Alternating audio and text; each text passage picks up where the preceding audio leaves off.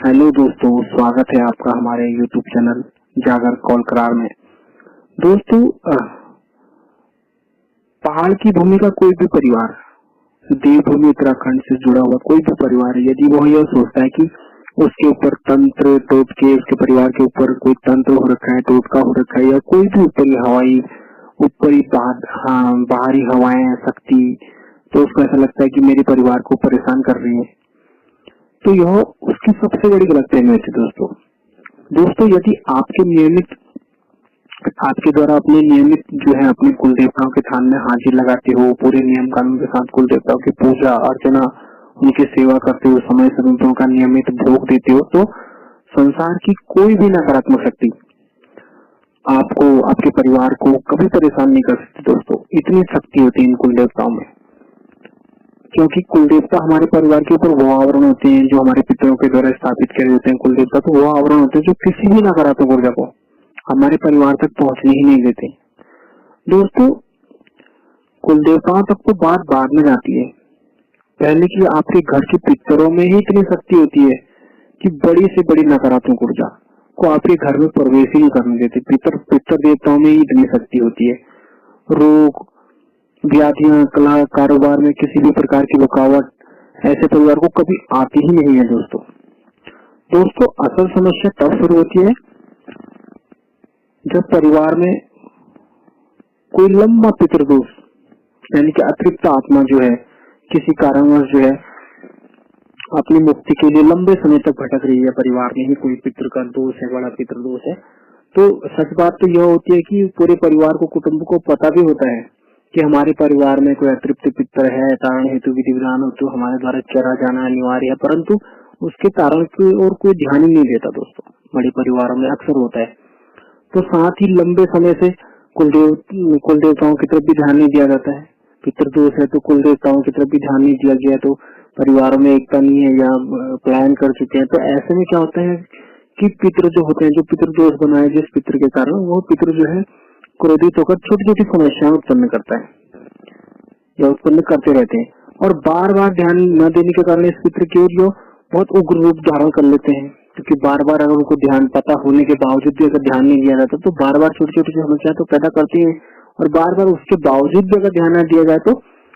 बहुत उग्र रूप धारण कर लेते हैं। समस्याएं बहुत गंभीर होने लगती है। दोस्तों, यहाँ तक कि वंश वृद्धि तक बाधित हो जाती है, परिवार तबाह हो जाते हैं। दोस्तों, तो इन्हीं छोटी छोटी समस्याओं को देखकर परिवार के सदस्य को लगता है भ्रमित हो जाते हैं, उनको एक भ्रम पैदा हो जाता है कि आखिर ये कोई की तंत्र टोटका तो नहीं हो गया कि परिवार के ऊपर कोई बाहरी हवा तो नहीं आ गई, क्योंकि जानकारी के अभाव में होता है, समय का अभाव होता है, मेन होता है जानकारी का अभाव। तो दोस्तों, कई परिवार क्या करते हैं कि जानकारी के अभाव में, समय के अभाव में, या कोई शॉर्टकट तरीका की किसी ने कहा कि यहाँ जो हम सही कर देंगे, तो क्या करते हैं वो अपने कुल देवताओं के शरण में न जाकर शहरी बाबाओं, भीड़ फकीरों, तंत्र टोटकों, ताबीजों पर भरोसा करते हैं। इन फकीर बाबाओं को, तंत्र टोटकों, बाबाओं के द्वारा जो तंत्र टोटके किए जाते हैं, ताबीज दिए जाते हैं, तो इन समस्याओं को सुलझाने का अर्थ ये होता है कि कुछ समय तक तो उनको थोड़ा आराम हो जाता है, लेकिन असल समस्या जो होती है, वो जो की त्यों रहती है। पितृदोष है तो वह है, उसका विधि विधान जिस तरीके से होता है तो वो करना पड़ेगा, तो करना ही पड़ेगा। तो दोस्तों, क्या होता है कि इन ताबीजों का, तंत्र टोटकों का सहारा लेने से क्या होता है कि जो पितृ आत्मा अपने तारण हेतु अपने परिवारजनों के पास आती है या आने का प्रयास करती है या अपनी उपस्थिति दर्ज कराती है, तो उस ऊर्जा को अपने परिवार के पास, आपके परिवार के पास या आपके पास आने से रोकती है। ये शक्तियां, ये तंत्र टोटके रोकती तो है, लेकिन क्या है कि पितृ जो दोष है वो ज्यों का त्यों रहता है। कुछ समय तक जरूर, कुछ साल, 2 साल, 1.5 साल या 6 महीना, कुछ समय तक आराम जरूर मिलेगा, लेकिन क्या है कि जो दोष है वो ज्यों का त्यों बना हुआ है। तो दोस्तों, पितृदोष अगर बना है तो क्या होता है कि कुल देवताओं को जो आवरण है, कुल देवता भी अघोर में चले जाते हैं, तो आवरण जो है वो भी टूट जाता है। जो सुरक्षा चक्र होता है कुल देवताओं को, वो भी टूट जाता है, तो वो भी आपकी कोई सहायता ऐसे में नहीं कर पाते हैं। तो ऐसे में क्या है कि जब भी इन तंत्र तत्वों का थोड़ा सा भी प्रभाव कम हुआ तो पितृ जो है अपना उग्र रूप दिखा देता है, क्योंकि वह बार बार उन शक्तियों को आप रोक रहे हो ना, उस पितृ को रोक रहे हो जो अपने परिवारजनों के साथ आस से आया है कि मेरे तरण तारण हेतु ये परिवार मेरे लिए करेगा। क्योंकि जिस टाइम पे उनके साथ कोई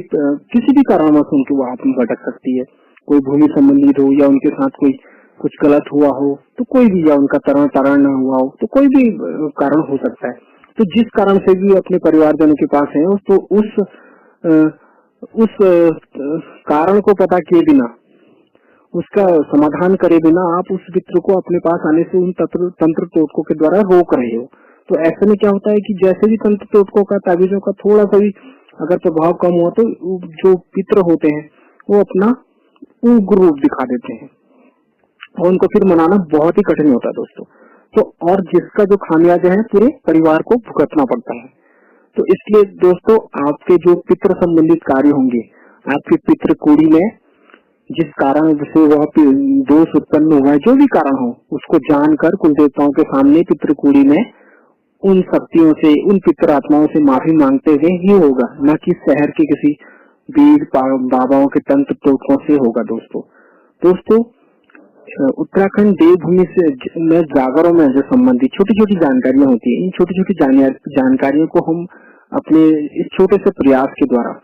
जुटा के लाते हैं, छोटी छोटी जानकारियां, ताकि जब भी आप के घर परिवार में इस तरह के छोटे छोटे कार्य हो तो आपको कभी कोई दिक्कत ना हो। आप तर्क संगत ढंग से, तर्कपूर्ण तरीके से देव आत्माओं से, शक्तियों से, पितृ शक्तियों से तर्कपूर्ण तरीके से सवाल जवाब कर सकते हैं। इसलिए हम छोटी छोटी जानकारी आपके लिए जुटा के लाते हैं दोस्तों। इसलिए छोटी छोटी इन्हीं वीडियो को देखने के लिए, नए नए अपडेट्स पाने के लिए हमारे इस चैनल को लाइक करिए, सब्सक्राइब करिए